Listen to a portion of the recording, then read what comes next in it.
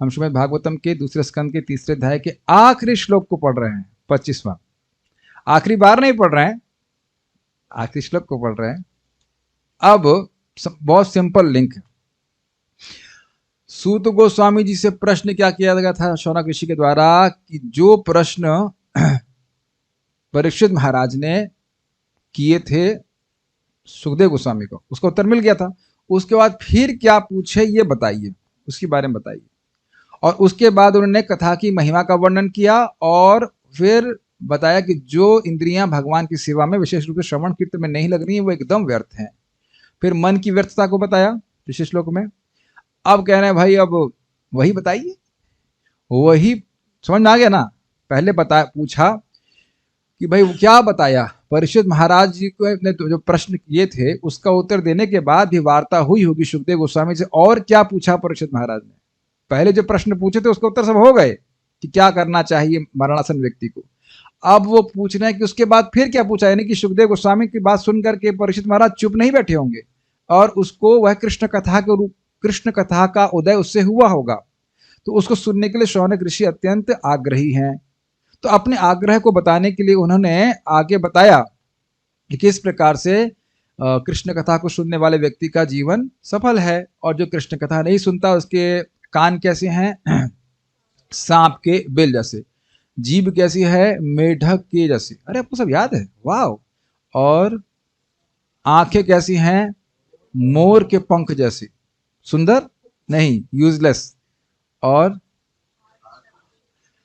हाथ जो है वो शव जैसे, सुंदर सुंदर नहीं, यूजलेस। और माथा जो है वो तो भार है, परम भार है, वो और दबा देगा उसको, जगत में फंसा देगा। और पैर जो है वो पेड़ जैसे है, money plant which will only move if there is money involved something like that, we don't know, but ये स्थिति है। और पूरा शरीर ही व्यर्थ है और मन भी व्यर्थ है, ये बताया गया। तो इस तरह से व्यर्थता बताई व्यतिरेक में। अब वो कह रहे हैं कि आप हमसे बड़ी अच्छी अच्छी बातें बोलते हो, आप महान भक्त हो, तो अब बस वही बात बताइए जो सुखदेव गोस्वामी ने उत्तर के रूप में कही थी राजा परीक्षित की। यही बात श्लोक में बोली जा रही है। Please chant after me. अथाभिदेहि अंग मनोनुकूलम, अथाभिदेहि अंग मनोनुकूलम, प्रभाषसे भागवत प्रधानः, प्रभाषसे भागवत प्रधानः। यदा वैयासकिरात्मविद्या, यदा वैयासकिरात्मविद्या, विशारदो नृपतिं साधु पृष्ठः, विशारदो नृपतिं साधु पृष्ठः। अथाभिदेहि अंग मनोनुकूलम्, अथाभिदेहि अंग मनोनुकूलम्, प्रभाषसे भागवत प्रधानः, प्रभाषसे भागवत प्रधानः। यदा वैयासकिरात्मविद्या, यदा वैयासकिरात्मविद्या, विशारदो नृपतिं साधु पृष्ठः, विशारदो नृपतिं साधु पृष्ठः। अथाभिदेहि अंग मनोनुकूलम्, अथाभिदेहि अंग मनोनुकूलम्, प्रभाषसे भागवत प्रधानः, प्रभाषसे भागवत प्रधानः। यदा वैयासकिरात्मविद्या, यदा वैयासकिरात्मविद्या, विशारदो नृपतिं साधु पृष्ठः, विशारदो नृपतिं साधु पृष्ठः। अथाभिदेयांग मनोनुकूलम्, अथाभिदेहि अंग मनोनुकूलम्, प्रभाषसे भागवत प्रधानः, प्रभाषसे भागवत प्रधानः। यदा वैयासकिरात्मविद्या, यदा वैयासकिरात्मविद्या, विशारदो नृपतिं साधु पृष्ठः, विशारदो नृपतिं साधु पृष्ठः। We have more time today to chant.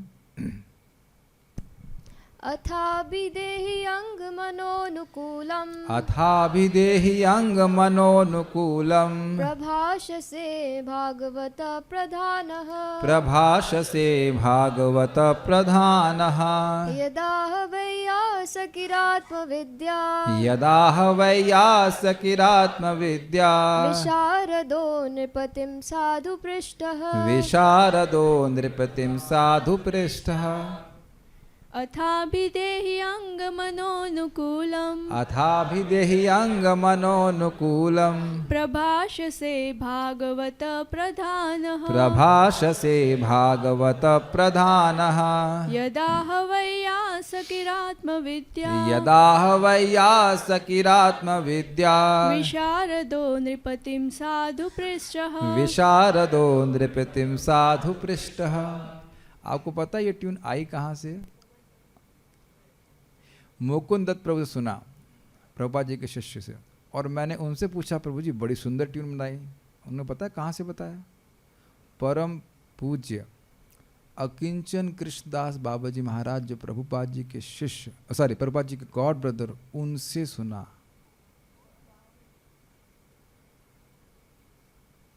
They have met him also.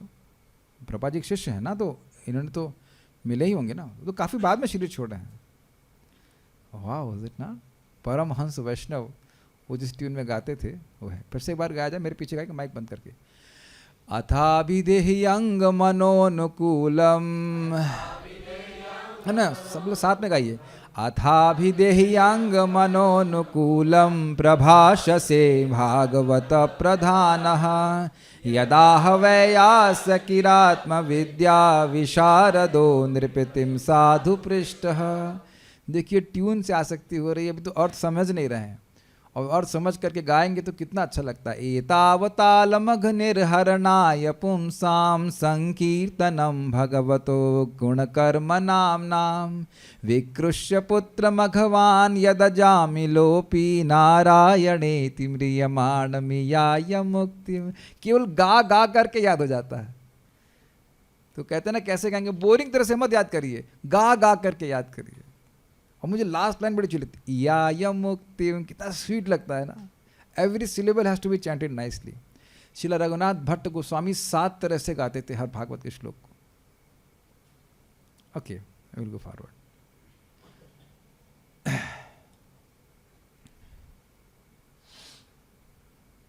श्रीमान राधे श्याम प्रभु भी बड़े सुंदर तरह से गाते हैं, अलग अलग तरह से, अलग अलग राग में उनको गाने का अभ्यास है भागवत के श्लोकों का। मैं सुना से अनुवाद। हे सुत गोस्वामी, आपके वचन हमारे मनों को भाने वाले हैं।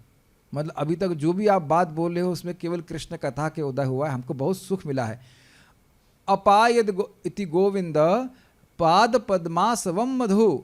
हमारे मुख तो काले हुए, दाढ़ी केवल काली हो गई, धुएं से भर गई थी। सुत गोस्वामी आप आए हो तो गोविंद के चरणों से निकलने वाला जो आसव, ये जो कथा है, इसका अमृत का आप हमें पान करा रहे हैं। पहले बोल चुके हैं प्रथम स्कंद में, फिर अनुमोदन कर रहे हैं इसी प्रकार से। अतएव कृपा करके आप हमें यह उसी तरह बताएं जिस तरह से दिव्य ज्ञान में अत्यंत कुशल परम भक्त सुखदेव गोस्वामी ने महाराज परीक्षित के पूछे जाने पर उनसे कहा। अन्वय देखिए। हे अंग, हे सुत गोस्वामी। अंग अर्थ बहुत ही आत्मीयता का बोधक है। मनः अनुकूलम, मन अनुकूल, मन, ये तो बिल्कुल हिंदी जैसा है, मेरे मन की अनुकूल बात। कोई मान लो शराबी है, हाँ, जैसे मुझे याद आ रहा है कि जब मेरा IIT में सिलेक्शन हुआ था तो साउथ इंडिया में एक व्यक्ति ने बोला, मेरे नॉट मित्र ने, जो मित्र बन गया उस समय, मेरा मित्र बनने का ढोंग कर रहा था, करे यार दारू पिलाओ। तो ये मेरे मन की अनुकूल बात नहीं थी। हमने कहा भाई मट्ठा पी लो, लस्सी पी लो, ये क्यों पिलाएं? तो वो उसके मन की अनुकूल बात नहीं थी, तो चला गया। मन की स्थिति क्या है उसके अनुसार बात कोई अनुकूल या प्रतिकूल लगती है। यस, चलो भागवत पर सुनने चलते हैं। भागवत, अरे पिक्चर लगी है, पिक्चर देखने जाएंगे कि भागवत सुनने जाएंगे? तो डिपेंड कि मन की क्या स्थिति है, उसके अनुसार बात अनुकूल लगती है। अग्रीड? तो कह रहे हैं यहाँ शौनक ऋषि क्या चाहते थे? प्रथम स्कंद के प्रथम अध्याय के आखिरी भागों में क्या बोलते हैं? हम सक्षणात, सारे क्षणों को लेकर के कथा सुनने बैठे हैं। तो भगवान हरि की कथा सुनने का अत्यंत आग्रह था। तो सूत गोस्वामी जी बारंबार कृष्ण का यश ही बोल रहे हैं, इसलिए कह रहे हैं मनः अनुकूलम, यानी हम लोग का मन कनेक्ट हो गया है। Connected hearts. This is very interesting. देखिए आप लोग भी यहाँ पे भक्त लोग हैं, सब भगवान के बारे में सुनना चाहते हैं, हम भक्ति करने का प्रयास कर रहे हैं, हम भी भगवान के बारे में बोलना चाहते हैं। This is a connection of heart. कभी आपने महसूस किया है या हुआ ही होगा कि कोई व्यक्ति आपसे बात करना चाहता है और आप बिल्कुल बात नहीं करना चाहते क्योंकि हमारे मन के अनुकूल वो बात नहीं कर रहा है, तो वहां पे वार्ता नहीं हो पाती। वार्ता मतलब अनुकूलता, मनोनुकूलता। मान रहे हैं बात? हम किसी से चैट कर रहे हैं, चैट मतलब बात कर रहे हैं, वार्ता कर रहे हैं, तो वह भी वैसी कोई बात कहेगा जो हमको पसंद हो, हम भी वैसी बात कहेंगे जो उसको पसंद हो। There is some loving exchange. तो यहाँ शौनक ऋषि अत्यंत प्रसन्न होकर कह रहे हैं कि आप हमारे मन की अनुकूल बात अभी तक कहते आए हैं, तो अब क्यों रुक रहे हैं? समझ में आया? कुछ आशा समझ रहे हैं उनका? आपने अभी तक एकदम ऐसी ऐसी बातें बोली कि हमको अमृत ही लग रहा है, मनोनुकूलम बात कही। आपका स्वभाव ही है, आपका गुण है कि आप हमारे मन को समझ करके क्लास दे रहे हैं, ऐसे कर लीजिए। वो जान रहे थे कि भगवान कृष्ण का यश सुनना चाहते हैं, सूत गोस्वामी जी समझ रहे हैं, तो कृष्ण भगवान का यश बोल रहे हैं। नहीं, प्रथम स्कंद में सुने नहीं आप लोग सब, भगवान कृष्ण का यश ही तो भरा पड़ा है उसमें, तो बोलते जा रहे हैं, जिससे शौनक ऋषि बड़े खुश है। इसलिए तो बोले थे वयम तु नावित्रेप्यामा उत्तम श्लोक विक्रमे यत् शृण्वताम रसज्ञानाम स्वादु स्वादु पते पदे। शुरुआत नहीं बोल दी, जबकि सूत गोस्वामी जी कुछ बोल ही नहीं रहे हैं। सूत गोस्वामी जी कुछ बोल ही नहीं रहे हैं, फिर वही शौनक ऋषि ही बोल रहे हैं, सूत गोस्वामी कुछ बोल ही नहीं रहे हैं, फिर भी कह रहे हैं कि सुनने वाले हम लोगों को तृप्ति नहीं होती। इबला अपना आग्रह प्रस्तुत कर रहे हैं। सूत गोस्वामी जी दूसरे अध्याय से बोले हैं, प्रथम अध्याय में नहीं बोले हैं। यहाँ पे भी आप बोलते नहीं, यार बड़ा सुंदर बात बोली, बड़ा आनंद आया मन को, ऐसा बोलते हैं कि नहीं? तो इस प्रकार से उनका प्रोत्साहन कर रहे हैं कि आप हमें मन अनुकूलम प्रभाष से, हमारी मनोवृत्ति के उपयुक्त आप अत्यंत अनुकूल बातें सुनाते हैं। प्रभाष से, भाष्य से मतलब बोलना, और प्रभाष से मतलब प्रकृष्ट भाषा से, बहुत अच्छी तरह से बोल रहे हैं। एक एक बात वही है जो हमको पसंद आती है। देखिए यहाँ पे भी कोई व्यक्ति किसी से प्रेम करता है तो जानता है कि उसका टेस्ट क्या है खाने में। सब्जी बहुत तरह से बनती है, लेकिन परवल कैसे अच्छा लगता है उनको, लंबा कटा हुआ या आधा कटा हुआ, बहुत तरह से बना सकते हैं ना परवल, छिला हुआ कि बॉइल्ड, टमाटर के साथ या केवल जीरे का छौंक। इतने आप लोग रफ मतलब सॉरी वो रिफाइंड नहीं है, कुछ भी आ जाता है स्वाहा नहीं, ऑल ऑफ यू रिफाइंड ना। हर एक हम लोग सब लोग प्रसाद पाते हैं, लेकिन सबका एक टेस्ट है कि नहीं। जैसे एक भक्त ने पोहा बनाया, उसमें वो डाल दी किशमिश, तो मेरे लिए एकदम रसाभास हो गया। ये गुजराती पोहा शायद होता है, I have no idea, I have nothing against Gujarati poha, but और वो कहते फिर आपको पसंद नहीं है तो अच्छा अगली बार से नहीं डालूंगा। तो कहने का आशा, ये वही व्यक्ति मैं ही था जो खाने वाला था मैं हमेशा खाने वाले की संज्ञा में रहता हूँ, बनाने वाले में नहीं, ठीक है। तो अनुकूल नहीं था ना कुछ, मैं खाली अनुकूलता की बात कर रहा हूँ कि भाई कहने का अर्थ है कि शौनक ऋषि कह रहे हैं आपने बहुत अच्छी सेवा करी है। अब आप ये बताइए, ये कोई बहुत जबरदस्त बात नहीं हो गई? प्रथम स्कंद से लेकर के अभी तक सूत गोस्वामी जी कितना कुछ बोल चुके हैं और एक भी बात शौनक ऋषि जी को बिल्कुल गड़बड़ नहीं लगी, ना सिद्धांत की दृष्टि से न काव्य की दृष्टि से, कहीं गड़बड़ नहीं लगी। सुनाई पड़ रहा है कुछ? एक भी श्लोक काव्य की दृष्टि से कहीं गड़बड़ नहीं है, अर्थ की दृष्टि से कहीं गड़बड़ नहीं है, सिद्धांत की दृष्टि से गड़बड़ नहीं। कभी आप लोगों के संग ऐसा नहीं, वो क्लास सुन रहे हैं और वक्ता कुछ सिद्धांत के विरुद्ध बोल जाता है क्या? मैं एग्जाम्पल आपको देता हूँ। एक व्यक्ति क्लास दे रहे थे, ऐसे बोलना नहीं चाहिए, उदाहरण के लिए समझा रहा हूँ। तो बोले कि भाई ये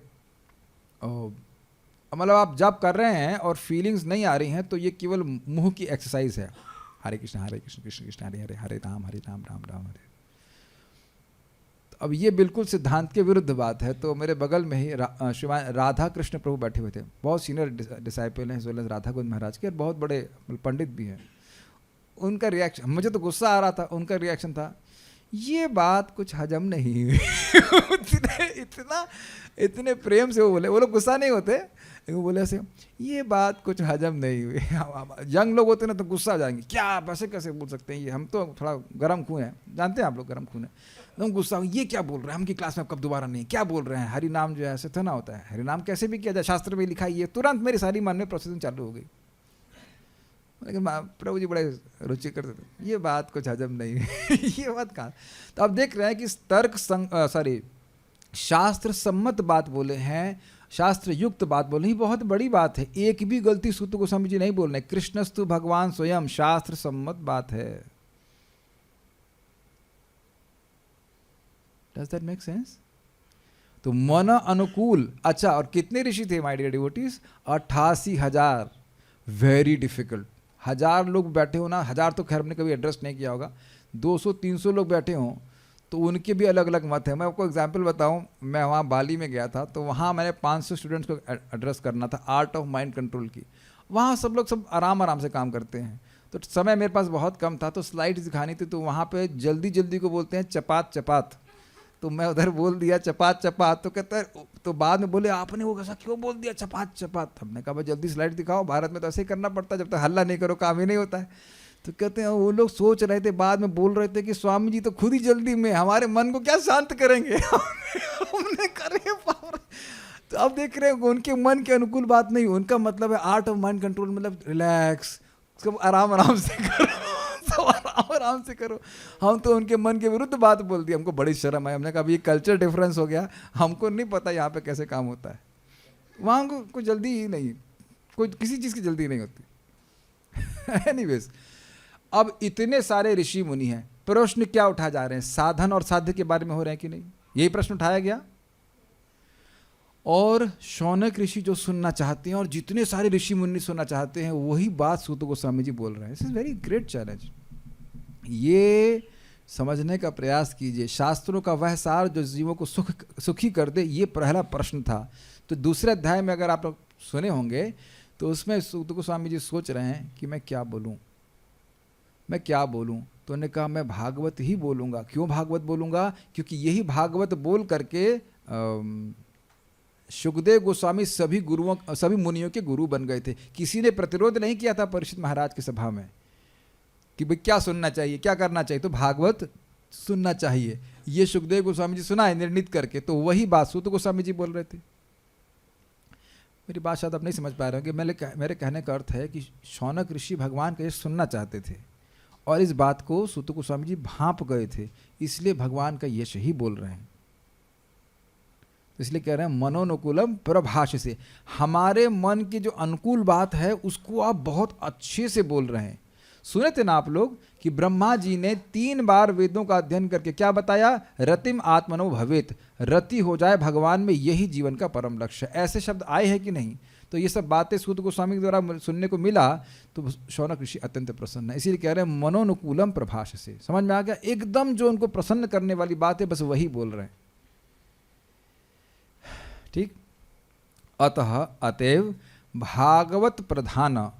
देखिए भागवत प्रधान जो है, ये विशेषण आप सुखदेव गोस्वामी के लिए भी ले सकते हैं। प्रभुपाद जी ने सुखदेव गोस्वामी के लिए लिया है, बाला प्रबोधिनी में इधर लगा दिया है सूत गोस्वामी के लिए। तो ये अन्वय कैसे किया था उस पर निर्भर करता है। अभी जो हम प्रभुपाद जी के अनुसार अर्थ ले रहे हैं वो क्या है? अतएव भागवत प्रधान, ये किसका विशेषण है? सुखदेव गोस्वामी का। उन भागवत प्रधान ने, भागवतों में श्रेष्ठ, भक्तों में श्रेष्ठ और आत्मविद्या विशारद, आत्मविद्या में पारंगत, आत्मा की परमात्मा के ज्ञान और सबके बारे में जो विशारद हैं, पारंगत थे, वैयासकीर सुखदेव गोस्वामी ने। तो ये 2 गुण किसके लिए ऊपर हैं? सुखदेव गोस्वामी जी पे हैं। कौन से गुण? भागवत प्रधान और आत्मविद्या विशारद। साधु पृष्ठ, अच्छी तरह से पूछे जाने पर। साधु का मतलब होता है समीचीन, अच्छा।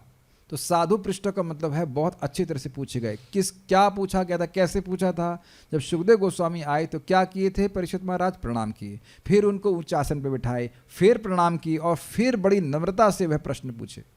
तो इस प्रकार से बड़ी जिज्ञासा के संग, आग्रह के संग और नम्रता के संग पूछा था। इस तरह से पूछे जाने पर सुखदेव गोस्वामी ने जो उत्तर दिया, यत, जो नृपतिम अर्थात राजा परीक्षित को कहा, आह मतलब कहा, तत् अभिदेहि, वह सब हमसे कहिए। तो वही बात बोल रहे हैं जो इसी अध्याय में पहले बोल चुके हैं कि परीक्षित महाराज ने क्या पूछा वो बताइए। फिर कथा की महिमा का वर्णन किया, उसके बाद फिर कह रहे हैं अब आप अभी तक अनुकूल ही बात बोले हैं, ये बात भी हम सुनना चाहते हैं, इसमें जरूर कृष्ण कथा का उदय होगा, तो आप वही बात हमसे कहिए। ठीक, संस्कृत देखिए, क्या हम फास्ट जा रहे हैं बहुत? अथ अभिदेहि, अतएव कहिए। क्यों कहूं? अंग, अरे आप हमारे अपने हैं, अरे अपने ही जगत में दुख देते हैं। तो कहते हैं नहीं, मनोनुकूलम, आप अपने हैं और हमारे मन की अनुकूल बात कह रहे हैं, बोलने में कोई त्रुटि तो नहीं है? तो कहते हैं ना, प्रभाष से, बहुत बढ़िया से बोल रहे हैं। भागवत प्रधान, एक अर्थ जो हम यहाँ पे ले रहे हैं उसके अनुसार होगा कि भागवत प्रधान कौन? सुखदेव गोस्वामी। यद आहा, जो कहा। कौन थे भागवत प्रधान? वैयासकी, व्यासदेव के पुत्र श्रील सुखदेव गोस्वामी। कोई और भी गुण था? आत्मविद्या विशारद। ठीक है, ऐसे प्रश्न करते जाइए तो संबंध बन जाएगा श्लोक से। न सिर्फ भागवत प्रधान बल्कि आत्मविद्या में विशारद थे। तो वह नृपतिम साधु पृष्ठ यदाह, जब राजा परीक्षित ने उनसे अच्छी तरह से प्रश्न किए भगवत विद्या के संबंध में, तो उन्होंने क्या कहा? वह हमको अभी दे ही, वो हमको बताइए, क्योंकि अभी तक मनोनुकूल बात ही कहे हैं, इसलिए आगे भी आप हमको यही सुनना है, इसके बारे में हमको बताइए। इजी, ठीक है। श्रीधरी, चूंकि भगवत भक्ति से रहित मनुष्यों के सारे देह तथा इंद्रियों की पटुता आदि व्यर्थ है, और आप हम लोगों के अनुकूल अर्थात प्रिय बातें कहते हैं, अतएव राजा के द्वारा नियमानुसार प्रश्न किए जाने पर श्री सुखदेव जी ने राजा को जो कुछ भी सुनाया, उन सारी बातों को आप हम लोगों को सुनाइए। थोड़ा समझने का प्रयास कीजिए। क्यों अभी तक सुनते आए ना, भगवत भक्ति के बिना जीवन व्यर्थ है, समय व्यर्थ है, सब कुछ व्यर्थ ही व्यर्थ है। और इंद्रियों की पटुता, इंद्रियां कार्य करने में बहुत तेज हैं, आंखें देखने में तेज हैं, कान सुनने में तेज हैं इत्यादि, लेकिन सब व्यर्थ है, वैसे जैसे शव के होते हैं। तो हमारी इंद्रियां व्यर्थ ना चली जाएं, इसलिए अभी तक तो इंद्रियां व्यर्थ गई नहीं, क्योंकि आप बहुत अच्छे से कथा सुनाए हो और अब अभी तक सुना ही रहे हैं, तो आगे भी आप इसी प्रकार से सुनाएंगे। इसलिए हमें आप वो सब बातें बताएं जो सुखदेव गोस्वामी ने उत्तर के रूप में कही थी परीक्षित महाराज को। अतएव का लिंग समझ में आ गया सबको? ठीक है, सारा दर्शनी। अतः इस कारणवश कृपया हमें बताएं। मैं आपको क्या बताऊं? मान लो सूत गोस्वामी जी पूछे, ये शौनक ऋषि बात बोल रहे हैं सूत गोस्वामी को, उनके बीच में कन्वर्सेशन के रूप में टीका रखी गई है कि मान लो सूत गोस्वामी जी को कहें, नहीं, शौनक ऋषि कहें अतः इस कारणवश कृपया हमको बताएं। किस कारणवश? क्योंकि भगवान की भक्ति के बिना इंद्रियां व्यर्थ हैं, इस कारणवश हमको बताइए। क्या बताऊं आपको? समझ में आ रहा है? किसका कन्वर्सेशन है ये? सूत गोस्वामी जी और शौनक ऋषि का। तो कह रहे हैं कि मैं आपको क्या बताऊं? आपकी रुचि अनुसार आप वही बताएं जो सुखदेव गोस्वामी ने कहा था, अतः कहने के लिए कुछ अन्य नहीं है, ये भाव है। अब यहाँ मनोनुकूलम किस पे घटित हो गया? सूत गोस्वामी जी पे। देख रहे हैं एक शब्द को कहाँ लिंक कर रहे हैं। अभी तक कह रहे हैं कि आपने हमें हमारे मन के अनुकूल बात बताई सीता स्वामी के अनुसार, तो वही बताइए भगवान के बारे में। उसके बाद कह रहे हैं आपका भी मन के अनुकूल वही बात है ना, तो कह रहे हैं आपके जो मन के अनुकूल हो वो बताइए जो सुखदेव गोस्वामी जी ने उत्तर के रूप में परीक्षित महाराज के प्रश्न किए जाने के द्वारा करने पर बताई थी। See how they are testing, और थोड़ा सा चेंज कर देने से अलग एंगल से हम देख पा रहे हैं। बाल प्रबोधिनी। हाँ, दूसरी बात क्या है? अतः कहने के लिए कुछ अन्य नहीं है, ये भाव है। मतलब जो आपको अच्छा लगे मन में वो बोलिए। यह भी एक स्टाइल होता है। मैं कहूँ हिरण प्रभु आइए प्रसाद के लिए, तो कभी कभी तो कि आप क्या खाएंगे, हम पूछते हैं। मान लीजिए हिरण प्रभु कभी कभी कह देंगे, नम्र भक्त प्रभु जी आपको जो अच्छा लगा बना दीजिए, हमें कोई दिक्कत नहीं। ऐसा बोलते हैं कि नहीं हम लोग कई बार? यस, दोनों ही बात हो सकती है ना। तो यहाँ कह रहे हैं कि एक दूसरे एंगल से देखें कि आपको जो मन के अनुकूल लगता है वो बताइए। यानी कि देखिए बड़ी रुचिकर बात है, सूत गोस्वामी शुद्ध भक्त हैं, उन्हें तो कृष्ण कथा के अलावा कोई अच्छा लगेगा नहीं। अब उसमें भी छांट छांट के बढ़िया बढ़िया चीज़ ला के दीजिए जो आपको बहुत अच्छा लगा हो। देखिए वक्ता आसान हो जाता है वो बोलना, क्योंकि हम वही बोलते हैं जो हमको अच्छा लगता है। आप ये बात कैच कर पा रहे हैं कि मैं जो बोल रहा हूँ वो मुझे अच्छा लगता है इसलिए बोल रहा हूँ। मैं ये नहीं क्लेम कर सकता कि मैं जो बोल रहा हूँ वो सबको अच्छा लगेगा। This is a wonderful point told by one devotee. इसीलिए कीर्तन आसान होता है और रसमय होता है। जो कोई भी प्रवचन करता है वो यही मानता है कि वो अच्छा प्रवचन कर रहा है।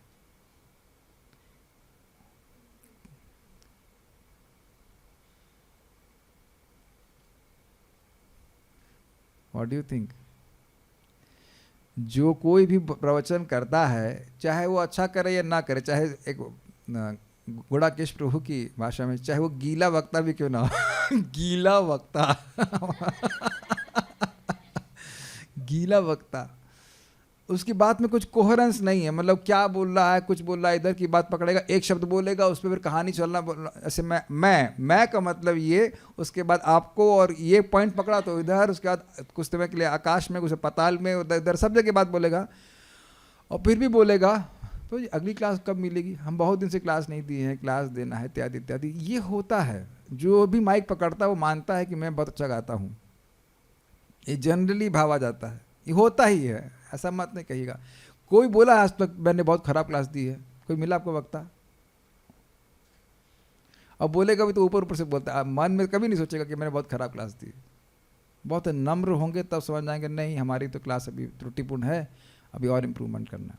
एनीवेज, बोलना लोगों को अच्छा लगता है जनरली, और वो बोलते हैं जो उनको अच्छा लगता है, दोनों अलग अलग बात हैं। Do you like to speak? Well, yes. If not, then we'll chat. We can't just stop interacting, है ना? And we like to speak what we like to speak. What we speak is what we like to speak. हम आगे नहीं बढ़ेंगे, पहले इसको समझने का प्रयास कीजिए। क्या आप ऐसा कुछ बोलोगे जो आपको बिल्कुल बोलना अच्छा नहीं लगता? अनलेस ये आपको पिस्तौल रखी हो सर पे, बोलो बोलो कृष्ण इम्पर्सनल है, नहीं तो गोली मार दूंगा, वो एक अलग बात है। अन्यथा ऐसी तो कठिन विकट स्थिति नहीं आती ना। ये कभी कभी डिप्लोमेसी के लिए हम बोल देते हैं कुछ,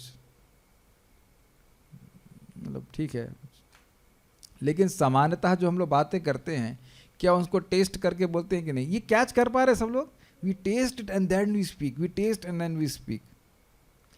तो कह रहे हैं कि आपकी जो मन के अनुकूल हो वो बताइए, और हम लोग का मन अलग थोड़ी है, जो आप मन में अच्छा मान के बोलेंगे तो कृष्ण कथा ही बोलेंगे, इसको बोलिए। इससे पहले भी बोल चुके हैं शौनक ऋषि, यदि कृष्ण कथाश्रयम, ये बात हम जो पूछ रहे हैं ना, इसका उत्तर अगर इसमें कृष्ण कथा का उदय होता है तब तो आप बताइए, तो क्या वो माया कथा कहने वाले सूत गोस्वामी? दोनों के हार्ट कनेक्टेड है, तो दोनों तरह से आप देख सकते हैं, ठीक है? ये समझ गए टीका बाला प्रबोधिनी।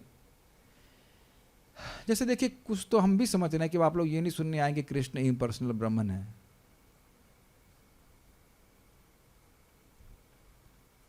तो श्रोता क्या सुनना चाहता है वक्ता को पता होना चाहिए ना। एक्चुअली तभी कनेक्शन होता है कथा का। महाराज की बातें बड़ी रियलाइज्ड है, बहुत रियलाइज्ड है। परम पूज्य वृंदावन महाराज बता रहे थे कि टीचर का कर्तव्य है कि स्टूडेंट के मन को समझे, वो क्या जानना चाहता है। एकदम बोलते जाएंगे, सामने वाला कुछ समझ ही नहीं रहा है, ही कांट कनेक्ट। जैसे कि सार्वभौम भट्टाचार्य जी सुना रहे थे महाप्रभु को, 7 दिन हो गए महाप्रभु कुछ बोले ही नहीं। दैट्स अमेजिंग ना। और मायावाद बोले जा रहे हैं, महाप्रभु सहन भी कर लेने चुपचाप।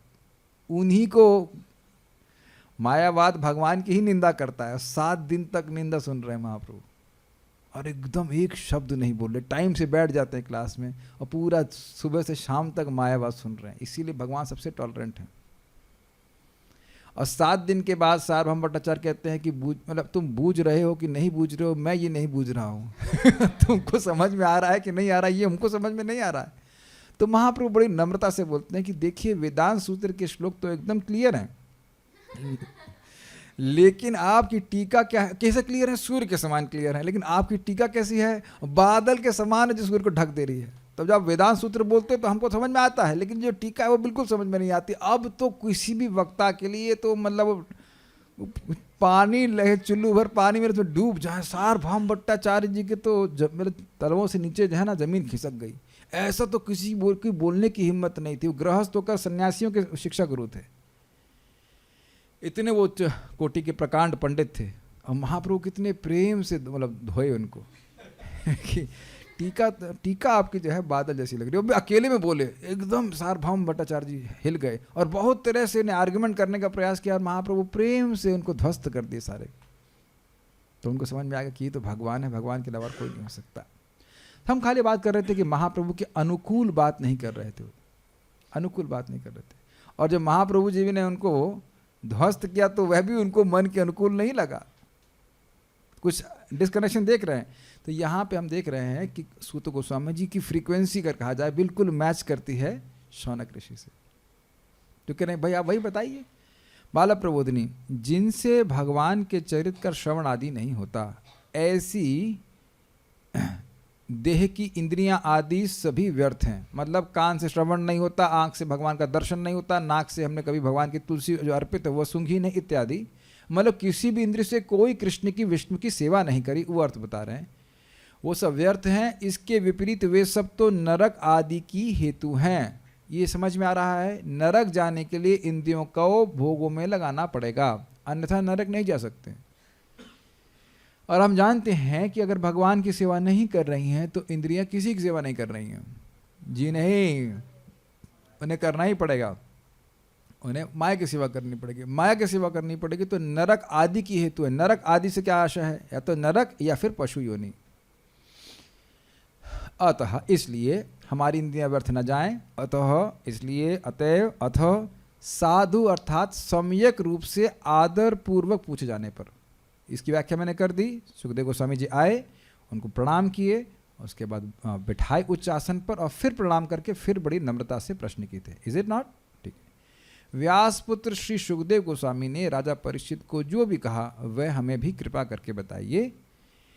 यह अन्वय है, यह आप किसी अन्य से क्यों नहीं पूछते? अरे भाई, अब हो गया ना, हमने कथा जो बात थी वो बता दी।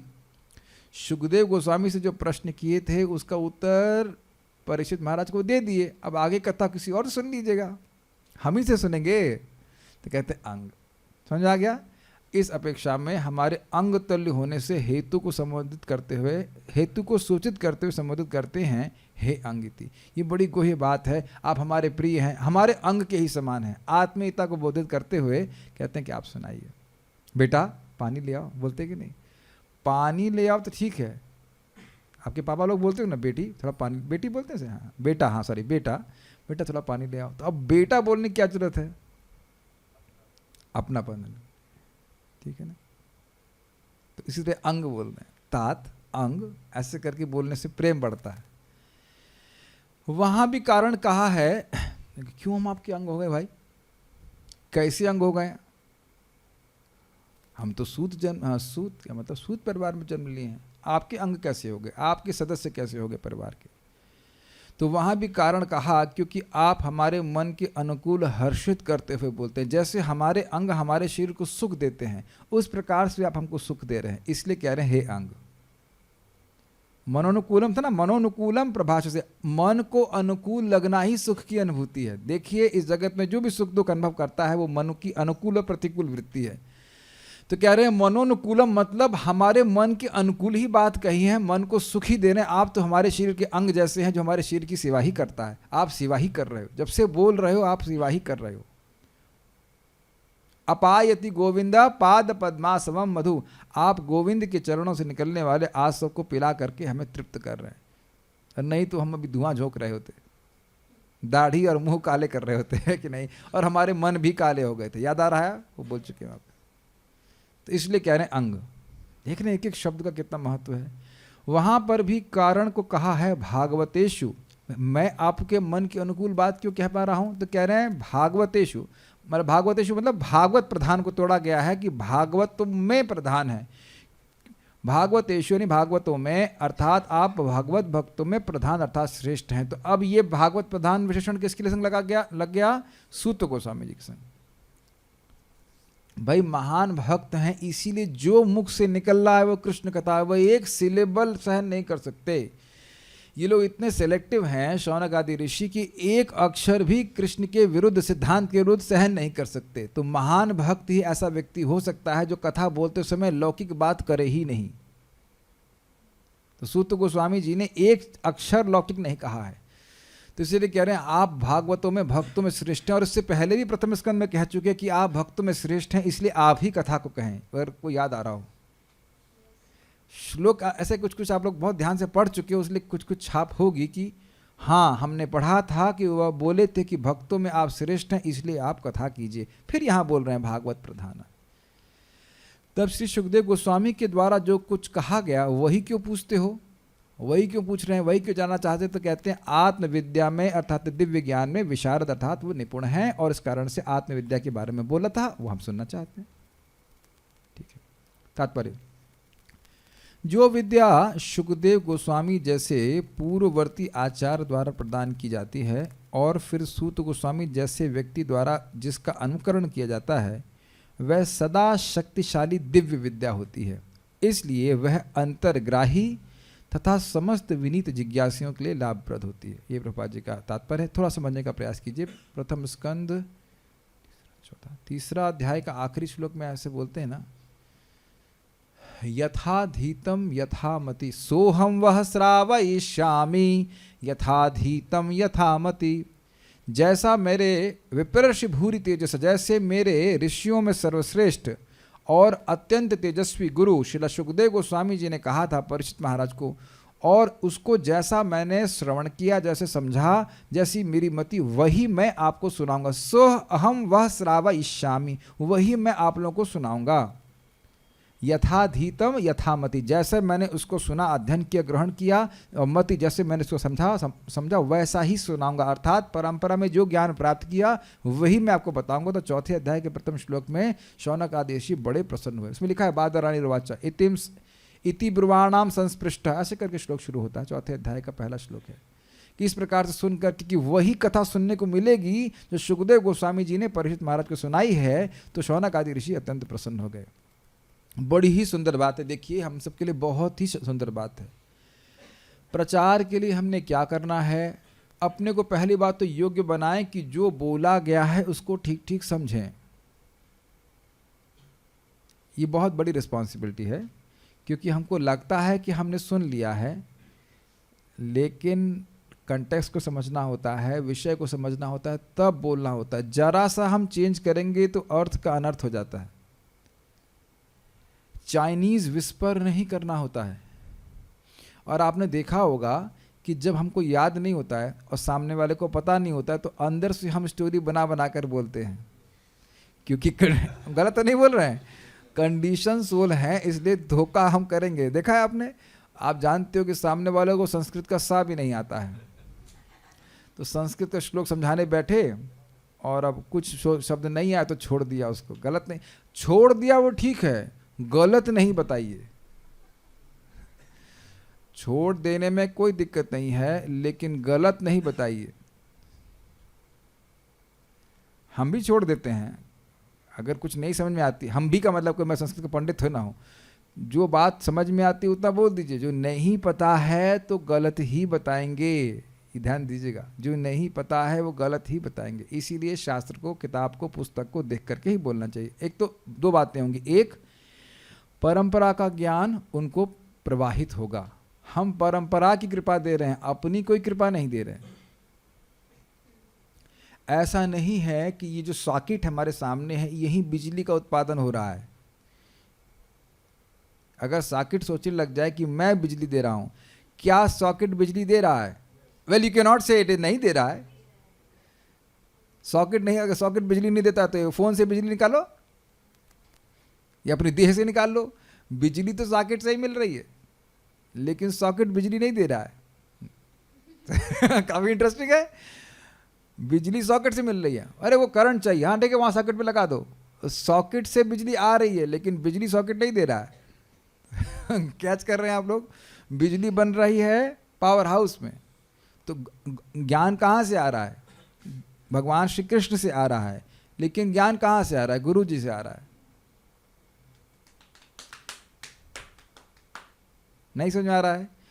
ज्ञान के स्रोत भगवान श्री कृष्ण हैं। एवं परंपरा इमं विवस्वते योगम प्रोक्त वाहनम अव्ययम। इस अव्यय भगवद गीता के ज्ञान को मैंने सूर्यदेव को कहा, लेकिन भगवान ये नहीं बताया कि उनको किसने कहा। समझ में आया? क्लियर? इमं विवस्वते योगम प्रोक्त वाहनम अव्ययम। भगवान से पूछो कि आपकी गुरु परंपरा कहाँ शुरू होती है, तो भगवान ने कहा हम जहाँ खड़े होते हैं वहीं से गुरु परंपरा शुरू होती है। समझ आ गया? वो डायलॉग कृष्ण का है, हम जहाँ खड़े होते हैं लाइन वहीं से शुरू होती है। समझ आया? तो Krishna has started this line, lineage of गुरु परंपरा। कृष्ण नहीं बोले कि उनको कौन बोला। कई बार लोग ऐसा प्रश्न करते हैं कि भगवान के ऊपर कौन सा भगवान है? तुम हो जो 2 साल बाद मरने वाले हो। भगवान के ऊपर कोई भगवान नहीं। ये इंटरेस्टिंग है ना, थोड़ा मनन कीजिए। कोई तो होगा, कोई नहीं है उनके पीछे। आगे तो बहुत लोग हैं, उनके पीछे कोई नहीं है, उनके ऊपर कोई नहीं है। That's why he is Krishna, he is भगवान।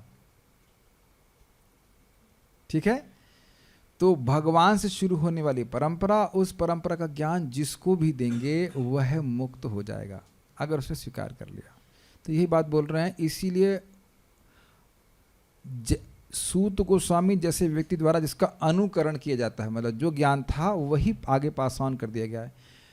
इजी है कि डिफिकल्ट है? आप लोग कह रहे हो इजी और मैं कह रहा हूं डिफिकल्ट है। सिंपल है तो बहुत इजी है, और अपना दिमाग लगाएंगे तो डिफिकल्ट है कि नहीं? शास्त्र में क्या, सिंपल एग्जाम्पल, हम जाप कर रहे हैं और भाव नहीं आ रहा है, ट्राई कर लीजिए। हरे कृष्णा कृष्ण कृष्ण हरे हरे, हरे राम राम राम हरे हरे। मान लो बिल्कुल बिना भाव के किया, तो अब क्या ये केवल माउथ की एक्सरसाइज है? एक बार फिर से ट्राई करते हैं। हरे कृष्ण कृष्ण कृष्ण हरे हरे, हरे राम राम राम। एकदम डिसइंटरेस्टेड और डिसइंटरेस्टेड। हरे कृष्ण कृष्ण कृष्ण हरे हरे राम। कैसे एकदम रो रो के भी हरे कृष्णा कर रहे हैं, तब भी ए हरे कृष्णा। अरे बेटा नारायण, अपनी माँ की गोद से मेरी गोद में आओ। नारायण तुमने चाय नहीं पी? Something like that. तब भी शास्त्र कह रहा है विदु कि अनंत जन्मों के पाप नष्ट होते हैं। हरे कृष्णा कृष्णा कृष्णा हरे हरे, हरे राम राम राम हरे हरे। तो समझ गए, ये बात आप परंपरा की बोल रहे हैं। अगर कह रहे हैं कि नाम भगवान से भिन्न है, आपका क्या रियलाइजेशन है? ना कुछ नहीं है, लेकिन बात एकदम सही है। उस तरह से हम भी शुद्ध होते हैं। हम प्रचार अपने शुद्धिकरण के लिए कर रहे हैं, हम शुद्ध भक्त नहीं हो गए हैं। प्रचार हम लोग अपने शुद्धिकरण के लिए कर रहे हैं। सबको सुनाई पड़ा है? आवाज वॉल्यूम कहीं कम तो नहीं हो रहा है? We are preaching to get purified, we are supremely purified. इसलिए हम प्रचार को अपने शुद्धिकरण के लिए कर रहे हैं। सब बात सब है ना? सब आपके मन के अनुकूल बात लग रही है बात? ठीक है। तो कह रहे हैं कि ये जो परंपरा का ज्ञान है किसके लिए? अंतर्ग्राही, इंटरनल तथा समस्त विनीत जिज्ञासुओं के लिए लाभप्रद होती है। मतलब जो सिद्धांत को वाकई जानना चाहते हैं, जो भक्ति के विज्ञान को जानना चाहते हैं, उनको बहुत अच्छा लगेगा अगर परंपरा की बात कही जाए यथावत।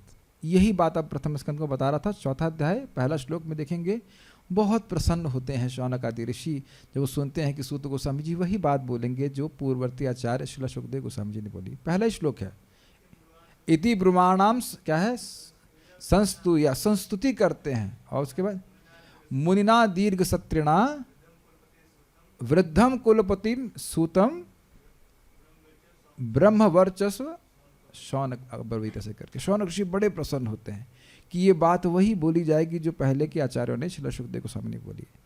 क्या आप एक बात बोलकर हम समाप्त कर रहे हैं? प्रभुपाद जी सत्य बोले हैं। मध्वाचार्य जी, श्रीपाद मध्वाचार्य, श्रीपाद रामानुजाचार्य, चैतन्य महाप्रभु, उन्होंने कोई गिमिक्स नहीं किए। It is very amazing. Gimmicks समझते हैं आप? कुछ नया स्टाइल नहीं लगाए, सीधा सत्य बोले और बड़ा आनंदमय है क्योंकि सत्य बोलना है और उस सत्य को बोलने में कृष्ण प्रसन्न होते हैं। और क्योंकि सभी जीवों के हृदय में प्रेम है, इसलिए सत्य बोला जाएगा तो उनको अच्छा लगेगा। यद्यपि उसको पालन नहीं कर पाए, अच्छा लगेगा तो फिर सुनने आएंगे, तो फिर और भक्ति बढ़ेगी और वो प्रचार होता चला जाएगा। मैं फिर से रिपीट करूं, we don't have to cook up some new ideas. हमें कुछ नई बात नहीं बोलनी है। हम मेरी भाषा में करके हैं समान, कुछ नए फट्टे नहीं मारने हैं। फट्टा समझते हैं? सम डायलॉग, नथिंग। जो बात है उसको यथावत प्रस्तुत कर दीजिए, बस उतना ही करना। ये बहुत बड़ी बात है, कुछ चेंज चूंज नहीं करना। प्रभुपाद बोले ना, अभी प्रभुपाद जी का लेक्चर सुन रहा था मैं, कहते हैं my only credit is I did not subtract eight anything, I did not add anything. ये भी हो सकता है, वो भी हो सकता है, नहीं, जो भी है यथावत बोल दीजिए। तो कुछ लोग ऐसे ज़रूर हैं जो कृष्ण भावना को बड़ी गंभीरता से स्वीकार करना चाहते हैं और उसी में हमारे जीवन की सफलता है। अगर पूरे जीवन में 20 लोगों को भी आपने, एक एक व्यक्ति सोचिए, अगर 20 लोगों को भी अच्छा भक्त बना दिया तो भी हमारे सामने कितने भक्त हैं यहाँ पे? 25-30 हैं, आज तक थोड़ा कम अटेंडेंस है, मतलब वह भक्त बीमार भी हैं। तो 20 के हो जाएंगे 400, और 400 के, can you imagine the rate जितनी तेजी से? मान लीजिए कि गृहस्थों के 20-20 बच्चे होते, तब कितना तेजी से पॉपुलेशन बढ़ रही होती। 2 में नहीं संभल रही है, 20 तो बहुत हो गया।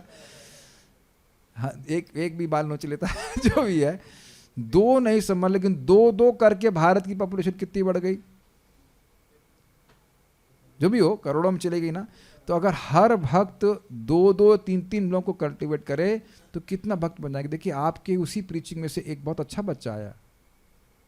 आप कभी कल्पना किए थे कि वो सुबह भी आएंगे मंगल आरती के लिए, और अब क्लास में भी मैं देख रहा हूँ, नाम लूँगा तो हो सकता है वो थोड़ा फूल जाए, हम नहीं बोल रहे ऐसा, लेकिन हम सुपर इम्प्रेस्ड। हर दिन वो आ रहे हैं, आप कभी कल्पना नहीं करेंगे और हम भी नहीं सोचे थे। हमने कहा ठीक है, अपने कुलीग्स को जब करा दिया 4-5 लोग, हाँ ठीक है, शुरुआत हो गई, ठीक है, गुड।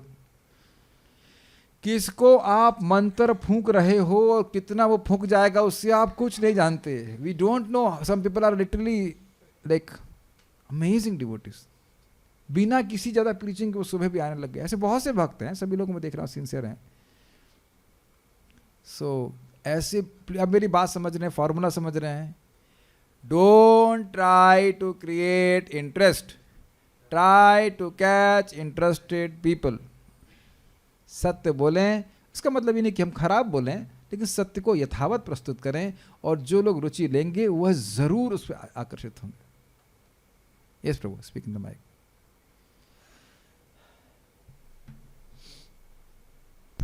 हरे कृष्ण। प्रभु जी, जैसे प्रभुपाद जी ने परपट में बहुत सारी चीज़ें देखा जाता, मतलब जो शास्त्रों को हम लोग समझ नहीं सकते थे, बहुत सारे एग्जाम्पल दिए, बहुत सारी चीज़ें दी, और आज की सोसाइटी में लोग प्रीचिंग कर रहे हैं। सो वो लोग भी चेंज कर रहे हैं आज की जनरेशन को समझाने के लिए। समझ रहे हैं? सही कह रहे हैं। So what is the difference? हम कैसे समझें कि they are going on track or not? पता है, मैं सेंस कर रहा था कि आप यही प्रश्न करेंगे, और बहुत अच्छा प्रश्न है कि भाई देखिए, प्रभुपाद जी ने भी ऐसे उदाहरण हमको दिए हैं जो उसमें मॉडर्न, जो उस समय मॉडर्न बातें थी उसको एग्जाम्पल दिया था। तो देखिए, उदाहरण का प्रॉब्लम नहीं है, सिद्धांत नहीं चेंज होना चाहिए। जो सिद्धांत समझाया जा रहा है उसको समझाने के लिए कोई दृष्टांत दिया जा रहा है तो कठिनाई नहीं। जैसे मान लीजिए प्रभुपाद जी डिक्टाफोन का एग्जाम्पल देते हैं कि नहीं, युक्त वेदा को समझाने के लिए। रूप गोस्वामी जी क्यों नहीं देते हैं डिक्टाफोन का एग्जाम्पल देने? उस समय डिक्टाफोन नहीं था, वो कहते तालपत्र। और कुछ पुराने आचार्यों के जो दृष्टांत है वो समझ में भी नहीं आते। देखा था, धौंकनी जानते नहीं थे बहुत से भक्त, धौंकनी क्या होता है। धौंकनी शौनक ऋषि को क्लियर था, यहाँ क्लियर नहीं था, फोटो दिखानी पड़ेगी धौंकनी का ये अर्थ होता है, क्योंकि धौंकनी हम देखते नहीं सामान्यता में। तो मिसाइल का एग्जाम्पल रूप गोस्वामी नहीं देंगे, प्रभुपाद जी दे रहे हैं। तो उसी तरह भक्त लोग भी एग्जाम्पल दे देते हैं ताकि जो भक्त अभी देख रहे हैं उसको समझ जाएं। लेकिन प्रयोजन क्या होना चाहिए? जो सिद्धांत है वह समझ आ जाए। Make sense to you? वस्तुओं का उपयोग भगवान की सेवा के लिए करना चाहिए। तो मैं एग्जाम्पल दूंगा माउस का। तो प्रभुपाद जी के समय तो माउस था ही नहीं, माउस मतलब चूहा। माउस वॉज ओनली मीनिंग चूहा, देर इज नो अदर। अगर उसमें डिक्शनरी में देखेंगे तो माउस मतलब रैट, माउस मतलब ये ऑब्जेक्ट नहीं जिसको आप लैपटॉप चलाते, था ही नहीं ना। एप्पल मतलब सेब, एंड ब्लैकबेरी मतलब ब्लैक अंगूर और समथिंग लाइक दैट। अब इनका कुछ अर्थ आ जाएगा ना अलग अलग। तो अब आजकल मान लो भक्त कहें फेसबुक और इत्यादि इत्यादि, तो वह तो प्रभुपाद जी नहीं बताए होंगे। तो ओ, जो प्रभुपाद जी नहीं कहे वो तुम क्यों कह रहे हो? तो कहने का अर्थ है कि उसका अनुगति लेके चलना पड़ेगा, सिद्धांत नहीं चेंज होना चाहिए। और मेन बात यह है कि हमारी उद्देश्य होना चाहिए कि जिसको हम प्रचार कर रहे हैं वो परंपरा से कनेक्ट हो, परंपरा का ज्ञान प्राप्त करे। केवल इम्प्रेस करने के चक्कर में रहेंगे तो ठीक नहीं रहेगा।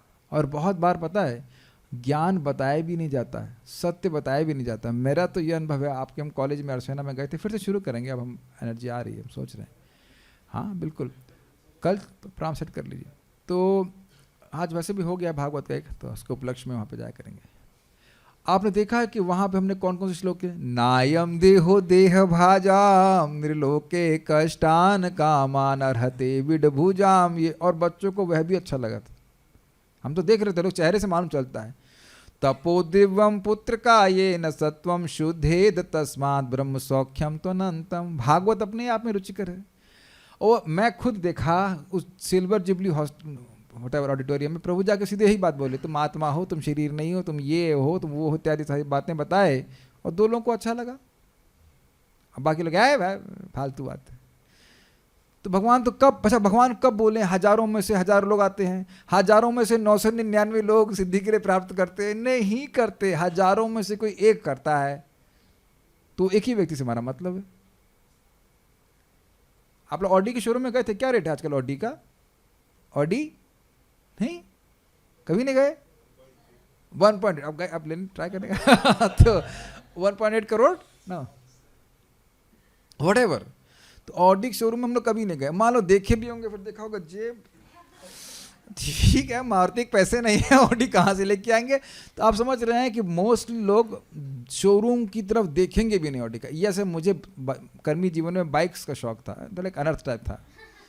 तो अभी कभी कभी मैं दिल्ली गया तो देखा होगा 5 लाख की बाइक है, मैं थोड़ी देर के लिए एक झलक देखने लगता, फिर मैंने कहा छोड़ो अब साधु बन के क्या करना है, वैसे भी इसे बैठने वाले नहीं है। लेकिन अगर कर्मी जीवन में होता तब भी सोचता ना कि 5 लाख की बाइक कैसे चलाऊंगा, और मान लो खरीद भी लूंगा तो पेट्रोल कैसे भराऊंगा, तो वहीं चुप होकर के वही विंडो शॉपिंग करके आगे बढ़ जाता है। क्यों बोल रहे हैं, एग्जाम्पल क्यों दिया आपको पता है ना? हाँ ये भक्त तो बड़े अच्छे हैं, लेकिन अब एक ही भक्त हमारे ग्रुप में से बोले तो 3:30 बजे ठंडे पानी से स्नान, this is too much austerity. और हमारे भक्त तो रोज ही स्नान कर रहे हैं ना, कर रहे हैं कि नहीं? यस यस, जल्दी से यस बोलो, जोर से यस। हाँ यस यस। अब एक व्यक्ति का पसीना छूट रहा है, 3:30 बजे उससे स्नान कैसे होगा, है कि नहीं? तो बहुत लोग तो वहीं ड्रॉप कर देंगे, कहेंगे इस कॉलेज में हम एडमिशन नहीं ले सकते। और फिर मान लो मसूर की दाल कैंसिल करा दी तो अरे भैया नहीं नहीं, कृष्ण हमें दोबारा जन्मनी से होता रहा जन्म, लेकिन मसूर नहीं छोड़ सकते, है कि नहीं? और भी बहुत सारी चीजें हैं, जैसे कि शिला प्रभुपाद जी के गुरु भाई गए थे इंग्लैंड में, तो वहाँ कोई थे, कोई वाइस कुछ तो होंगे ऑफिसर, बोले Swami ji can you make me brahmin? Yes, you have to follow this 4 regulatory principles. Impossible impossible कहते हैं, इसको नहीं करेंगे तो हम जिएंगे कैसे? तो अब समझ गए कि वो प्राइस लोग देना नहीं चाहते, but there are some people who want to do it, ठीक है? तो देश काल पात्र के अनुसार व्यक्ति बोले, लेकिन सिद्धांत को परिवर्तित नहीं करे, ठीक है? और कोई प्रश्न? So will stop. इस प्रकार श्रीमद् भागवतम के 2 स्कंद के अंतर्गत शुद्ध भक्तिमय सेवा हृदय परिवर्तन नामक 3रे अध्याय के भक्ति विधान तात्पर्य पूर्ण हुए। तो प्रभुपाद की कृपा से हम लोग आज 2 स्कंद के 3रे अध्याय तक पहुंच चुके हैं। इसमें 9 ही अध्याय हैं, है ना? 9 ही तो हैं, 9 अध्याय हैं कि 10 अध्याय हैं, शायद 10 अध्याय। तो हम लोग ने 30% कवर कर लिया, and we have not died yet, so hopefully will progress further.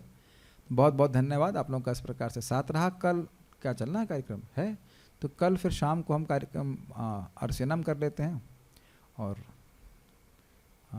करेंगे पक्का फिर, तो उसके बाद फिर हम लोग संडे को रिवीजन कर लेंगे, ठीक है?